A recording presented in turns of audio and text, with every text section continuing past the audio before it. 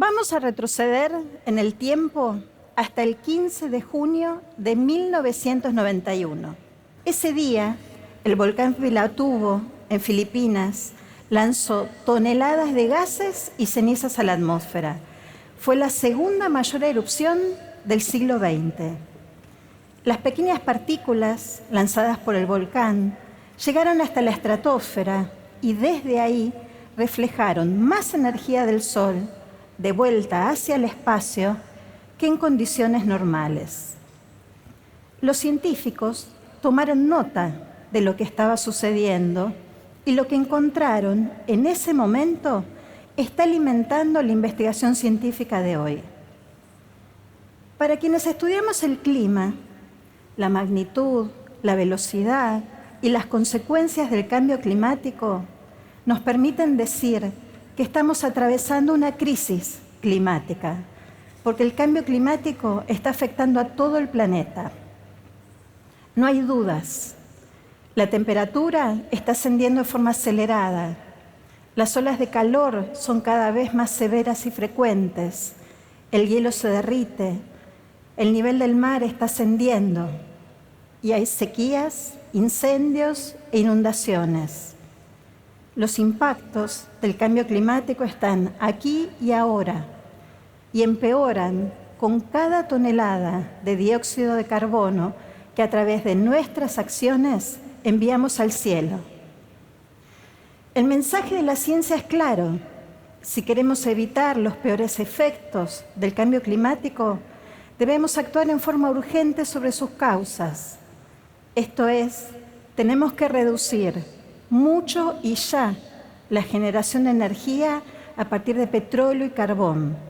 Y además tenemos que frenar la deforestación.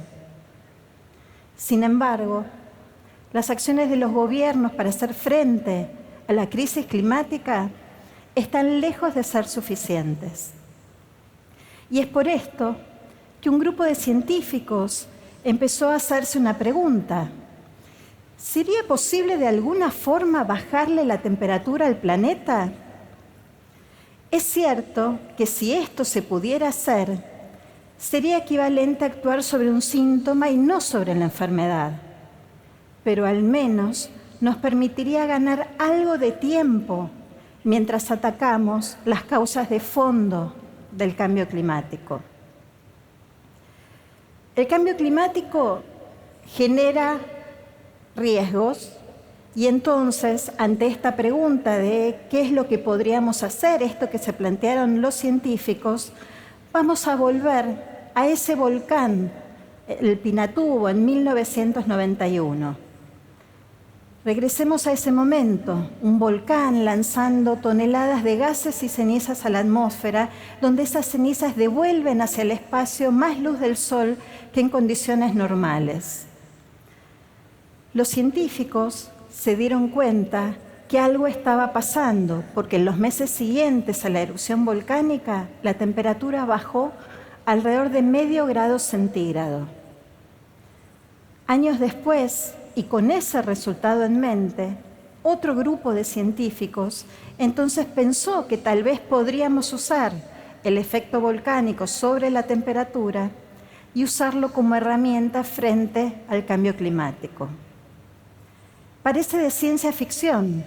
Lo que estos científicos proponen es generar algo así como una media sombra que envuelva el planeta, donde esa media sombra estaría formada por esas pequeñas partículas, por esos aerosoles que reflejarían más luz del Sol hacia el espacio. Y acá viene la parte aeroespacial. Para que esos aerosoles lleguen hasta la estratosfera, necesitaríamos aviones especiales que vuelen varias veces al día y que lleguen hasta 20 kilómetros de altura, desde donde lanzarían esas pequeñas partículas. Esta idea de generar algo así como una media sombra que envuelve el planeta, que lo podríamos pensar casi como si le pusiéramos una sombrilla a la Tierra, es lo que los científicos bautizaron como geoingeniería solar. Hasta ahora sabemos cómo serían los efectos de la geoingeniería a través de simulaciones con modelos computacionales. Pero no se crean que es algo tan lejano. Ya se están diseñando experimentos para ver cómo sería el lanzamiento de esas partículas en la estratosfera. Y es algo que se piensa que ya podría estar listo para implementarse dentro de los próximos 10 a 15 años. Por lo tanto, los efectos de esta tecnología, de esta geoingeniería solar, lo veríamos nosotros, pero también los verían nuestros hijos. Hace algunos años empecé a investigar sobre la geoingeniería, porque básicamente, de la misma forma que ocurre con el cambio climático, si pudiéramos generar esa media sombra, si tuviéramos los aviones que llegan hasta la estratosfera, los efectos se distribuirían de una forma despareja sobre la superficie de la Tierra. Eso significa que habría ganadores y habría perdedores. Por lo tanto, la pregunta que empezó a rondar en mi cabeza y que desde entonces motiva mi investigación es tratar de saber de qué lado estaríamos los países del sur global y Argentina en particular. ¿Ganaríamos o perderíamos? Y una cuestión importante para entender de qué se trata la geoingeniería solar es que no significa poner al planeta en algo así como un túnel del tiempo que nos lleve al clima que teníamos hace 30, 50 o 100 años. Simplemente estaríamos actuando sobre el efecto más evidente del cambio climático, que es el aumento de la temperatura de la Tierra. La geoingeniería solar crearía un clima nuevo, un clima que todavía no sabemos muy bien cómo sería, dependería de cuántos aerosoles pongamos en la estratosfera y también dependería de cuánto tiempo, pero seguro sería un clima nuevo, porque además de bajar la temperatura, seguiríamos teniendo mucho más dióxido de carbono y muchos menos hielos, selvas y bosques que lo que había décadas atrás. La geoingeniería genera riesgos de la misma forma que los genera el cambio climático.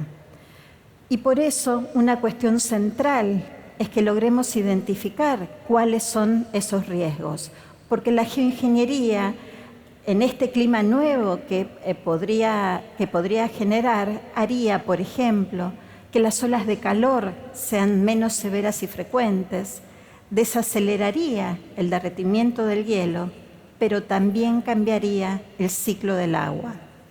Los efectos sobre la salud humana, sobre la producción de alimentos, sobre los ecosistemas o sobre el acceso al agua dulce, seguramente los podríamos ver beneficiosos o perjudiciales dependiendo del lugar del mundo donde nos encontremos. En ámbitos científicos y políticos se habla cada vez más fuerte sobre la geoingeniería, pero no hay consenso.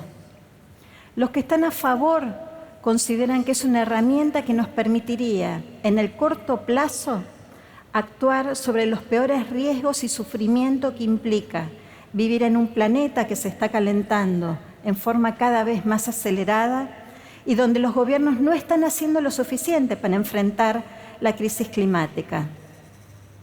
Los que están en contra, su argumento lo podríamos explicar con una expresión que dice: si estás en un pozo, deja de cavar. Esto es, si estamos en la crisis climática que estamos atravesando producto de las acciones humanas, no parecería ser la mejor idea recurrir a tecnologías de impacto global. Y en el medio estamos quienes pensamos que todavía debemos conocer más acerca de los potenciales riesgos y beneficios de la geoingeniería, que esto incluye no solo las cuestiones más duras y objetivas de las ciencias del clima, sino también cuestiones éticas, morales y de gobernanza. ¿Tenemos derecho a intervenir sobre el clima? ¿Quién decide si usamos o no la geoingeniería? La geoingeniería no es solo una cuestión ambiental, incluye también cuestiones políticas, económicas y sociales. Por lo tanto, debemos conocer los riesgos que impone la geoingeniería y contrastarlos con los riesgos que impone el cambio climático. Debemos saber cuál de estos riesgos es peor para poder tomar decisiones que sean justas y equitativas. La geoingeniería solar es potencialmente efectiva, es barata y es tecnológicamente factible. Y que sea barata y factible hace que, por ejemplo, un gobierno en forma unilateral pueda decidir usarla, o un grupo de países, o una empresa, o una persona. Se imaginan los riesgos y conflictos que esto podría tener aparejado. Por eso tenemos el enorme desafío de identificar y conocer cuáles son los riesgos del cambio climático, contrastarlos con los riesgos de la geoingeniería solar para poder ver cuál de esos riesgos es peor y tomar decisiones que sean justas y equitativas. Tenemos todavía muchas preguntas para respondernos, más allá de quiénes ganarían y quiénes perderían. ¿Cómo, cuándo, dónde se decidiría el uso de la geoingeniería? ¿Qué rol tendríamos los países en desarrollo? Y finalmente, ¿quién controlaría el termostato del planeta?